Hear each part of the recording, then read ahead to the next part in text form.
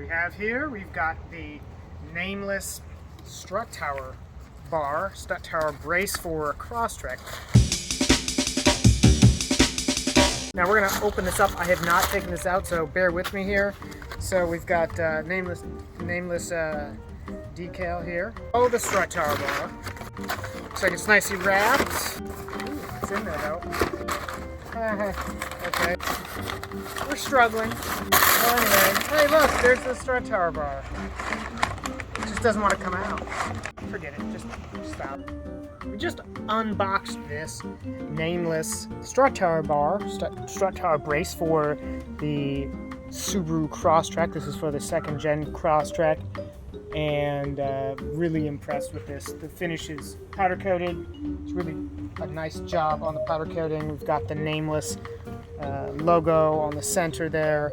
You can see how this works, that the corners are welded on and they're actually like conical shaped. And here in my hand I've got, they basically give you some sort of lug nut looking things, and those are, I'm going to guess, go in there to attach to the strut tower brace.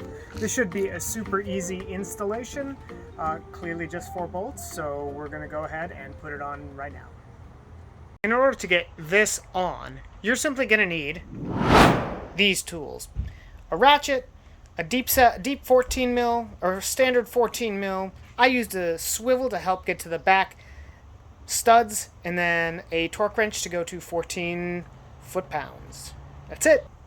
The first step in installing the strut tower bar is going to be removing these 2 nuts on the strut tower here. This is just going to be a 14 mil, so we'll go ahead and take those off. So once these are off, you go ahead and set them aside. Now that we've got those nuts off of the strut tower bar, we're going to go ahead and place the strut tower bar onto the studs that are part of the strut. So we're going to just carefully place these on here, like so. Okay.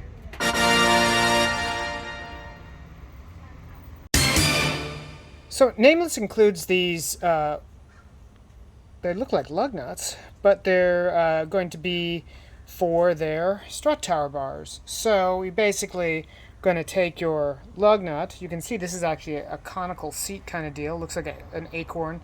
And you'll take your nut and you'll put it in here.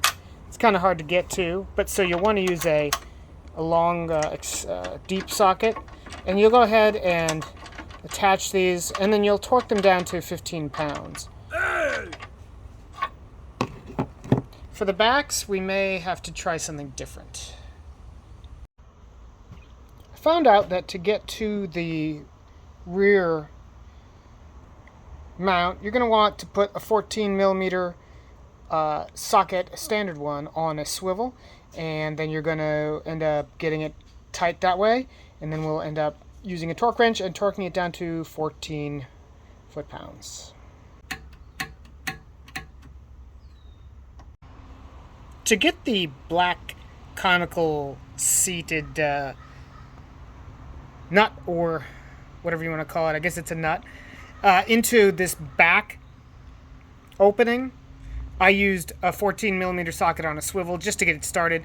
And then you can actually drop that socket in here and just go ahead and tighten it up. And Nameless says if you can't get a torque wrench on it, to go basically snug and then a 1/16 of a turn. So here's snug and then a 1/16 of a turn. That easy. Well, that was easy. So now we've got the Nameless strut tower brace installed.